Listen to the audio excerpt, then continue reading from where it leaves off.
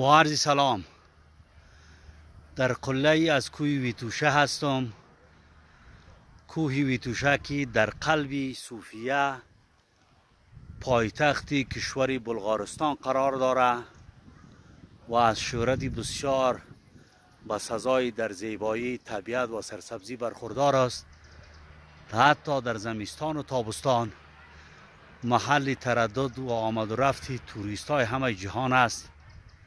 کشور بلغاریا کشور بسیار زیبایی است و در طول 4 سال ماموریتی که من اینجا داشتم خاطرات بسیار زیبایی از این کشور دارم. یک بار دیگه در این سفر کوتاهی که داشتم خاطرات خاصم زنده کنم.